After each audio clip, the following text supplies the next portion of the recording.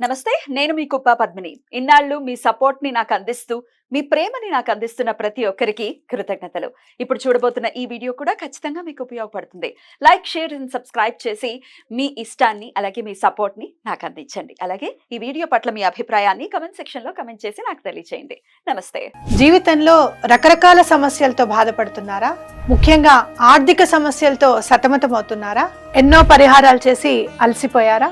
మంచి మార్గం దొరకాలని కోరుకుంటున్నారా? అయితే రండి, విశ్వాన్ని ఎలా అడగాలో తెలుసుకుందాం. లా ఆఫ్ అట్రాక్షన్ క్లాసెస్ మీకోసం మన ఛానల్లో. వివరాల కొరకు సంప్రదించండి. నమస్తే, వెల్కమ్ టు అవర్ ఛానల్. నేను పద్మిని. ప్రస్తుతంతో పాటు ప్రముఖ ఆధ్యాత్మికవేత్త, ప్రముఖ న్యూమరాలజిస్ట్ లక్ష్మీ నరసింహస్వామి ఉపాసకురాలు శ్రీమతి స్రవంతి గారు మనతో పాటు ఉన్నారు. మాట్లాడదాం. నమస్తే అక్క.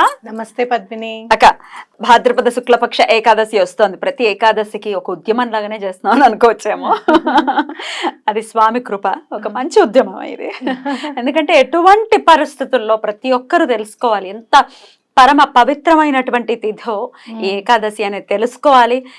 ఇది వరకు రోజుల్లో ఏకాదశికి ఖచ్చితంగా ఎలా అయితే విధి విధానాలని ఫాలో చేశారో అది మళ్ళీ తిరిగి రావాలి అన్న ఉద్దేశంతో ప్రతి ఏకాదశికి మర్చిపోకుండా వీడియోస్ చేయటం, అలా స్వామి చేయించడం అనేది మన అదృష్టంగా, ఖచ్చితంగా నా అదృష్టంగా నేనైతే ఖచ్చితంగా భావిస్తూ, మరి ఈసారి వచ్చేటటువంటి ఏకాదశి భాద్రపద శుక్లపక్ష ఏకాదశి, పరివర్తన ఏకాదశి చాలా విశేషంగా శనివారం శ్రవణ నక్షత్రంతో కూడి వస్తోంది. సూపర్. మరి ఎలా చేసుకోవచ్చు ఈ ఏకాదశిని?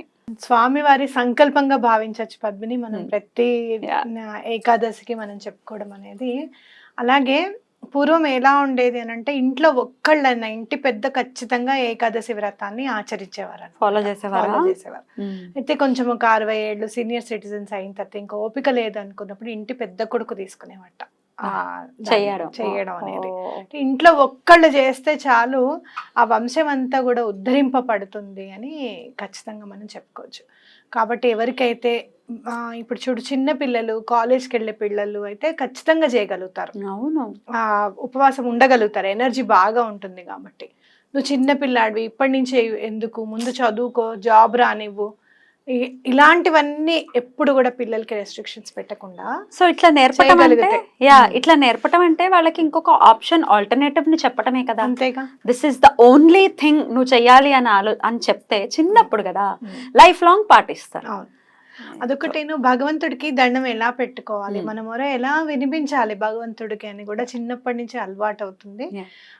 వాళ్ళకి ఆ ఎనర్జీ అనేది. ఇంకొకటి, భగవంతుడు అండ ఉంది అని తెలుసుకున్నప్పుడు వాళ్ళు చెడుదారుల్లోకి కూడా వెళ్ళకుండా ఉండే అవకాశం కూడా ఉందన్నమాట. కాబట్టి పిల్లలకి భగవంతుడిని, అలాగే ఇలాంటి వ్రతాలని పరిచయం చేయడము, వాళ్ళు చేస్తామనంటే ఎంకరేజ్ చేయడము, వాళ్ళకి వివరంగా చెప్పడం, కంపల్సరీ చేయించండి అని కాదు, ఇలా చేస్తే ఇది ఉంటుంది, ఇలా చేస్తే ఇది మంచిది అని చెప్పడము. అలాగే మీరు చూసుకుంటే గనక మనకి ప్రతి నెల 15 రోజులకు ఒకసారి బాడీ క్లెన్స్ చేసుకున్నట్టుగా కూడా మనకి ఉంటుంది కదా. సో తప్పకుండా ఏకాదశి వ్రతం అనేది చేసుకోవడం చాలా ఇంపార్టెంట్. అయితే ఏకాదశికి దానికి ప్రాముఖ్యత ఉంది, మనకి పేరుతోనే మనకి అర్థమైపోతుంది. ఈసారి ఏకాదశికి పరివర్తన ఏకాదశి అని నామకరణం ఇవ్వబడింది అనమాట.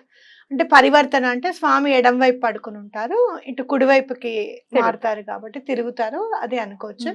అలాగే ప్రకృతిలో కూడా చాలా పరివర్తన అనేది ఉంటుంది అనేది మనం భావించాలి. వర్షాకాలం పీక్ స్టేజ్ లో కదా అలా.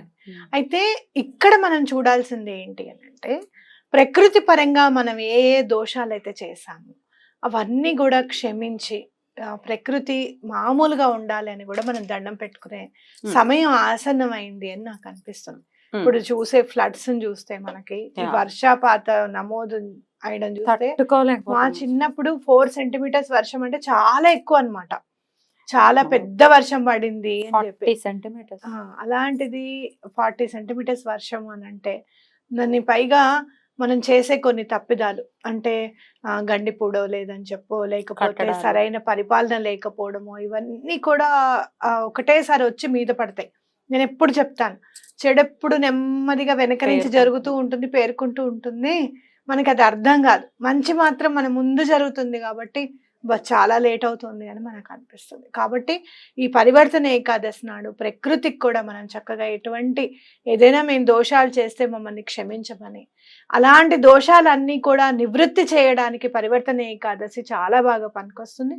మన జీవితంలో కానివ్వు, ప్రకృతి పరంగా కానివ్వు, మన కుటుంబ పరంగా కానివ్వు, లేకపోతే ఉద్యోగంలో ఎవరినైనా ఇబ్బంది పెట్టడం కానివ్వు, ఇలాంటివన్నీ ఏం చేసినా కూడా తెలియక చేసిన తప్పిదంగా పరిగణించి, అర్థమైందా? అప్పుడు మనకి చేస్తున్నప్పుడు ఒకంత మనకి మనసు చెప్తుంది ఇది తప్పు చేస్తున్నాం అని, అయినా కూడా మనం దాన్ని పట్టించుకోకుండా చేస్తున్నాము అంటే పర్యవసానం ఎలా ఉంటుందో తెలియక చేయడమే కదా.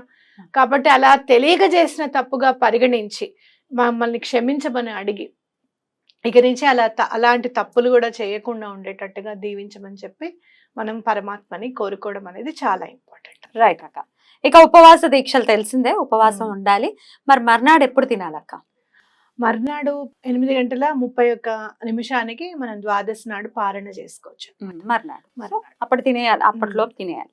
అయితే ఇక్కడ మీరు చూస్తే కనుక మనకి ద్వాదశి వామన జయంతిగా కూడా మనం జరుపుకుంటాం.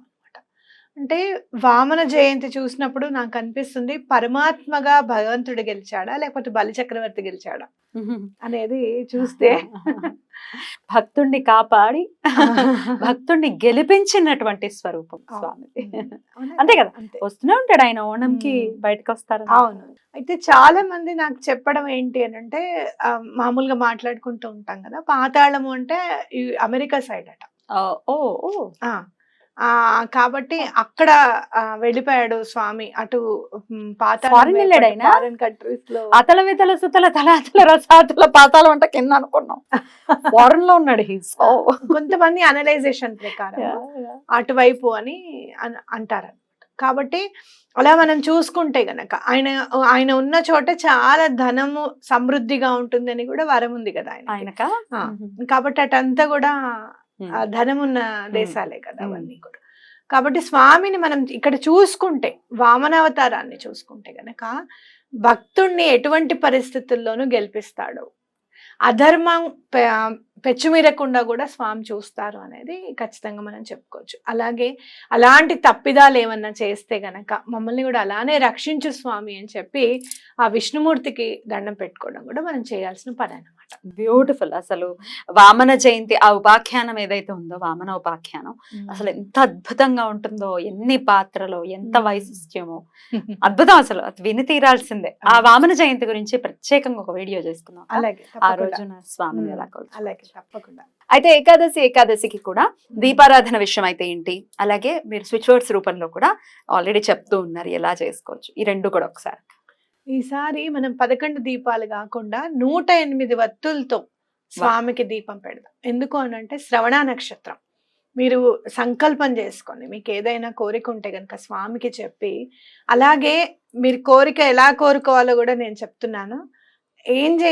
ఏం చేద్దాము అని అంటే, చేసే ప్రతి పనిలోనూ నీ అండ ఉండేటట్టు చూడు స్వామి అని చెప్పి దండం పెట్టుకున్నాం. ఆయన అండ ఎప్పుడు ఉంటుంది పద్మిని? ఏదైనా ధర్మమైన కోరిక, ధర్మమైన మార్గం అప్పుడు స్వామివారి అండదండలు మనకు ఉంటాయి. కాబట్టి మన మార్గం ఎప్పుడు కూడా ధర్మమైన పరంగా ఉంటుంది, ఆయన అండ కూడా మనకు ఉంటుంది. కాబట్టి నీ అండ మాకు ఉండేటట్టుగా చూడు స్వామి అని చెప్పి శ్రవణ నక్షత్రం కాబట్టి 108 వత్తులతో చక్కగా దీపంని వెలిగిద్దాం. మీకేమన్నా మీకు స్తోమత ఉంటే గనక ఆవు నెయ్యి వాడండి, లేదు అంటే గనక నువ్వుల నూనె అయినా కూడా వాడచ్చు. వేయచ్చు. స్వామి సంకల్పం అంతే. నెక్స్ట్ ఏకాదశి వచ్చేటప్పటికి మనకి తప్పకుండా మనం ఏదైతే ఆవు నెయ్యితో పెట్టాలనుకున్నామో అలా పెట్టేటట్టుగా చూడు స్వామి అని చెప్పి దండం పెట్టుకోవడం. అయితే మీకు అందుబాటులో ఉంటే గనక కలువ పువ్వుని సమర్పిస్తే చాలా మంచిది. ఆ రోజు శనివారం, శ్రవణ నక్షత్రం కాబట్టి కలువ పువ్వుని సమర్పించండి స్వామికి. ఒక్క పువ్వైనా చాలు. లక్ష్మి అనుగ్రహం ఉంటుంది, అమ్మవారు తప్పకుండా అనుగ్రహిస్తారు అంటే స్వామికి కలువ పువ్వు ఇస్తే గనక.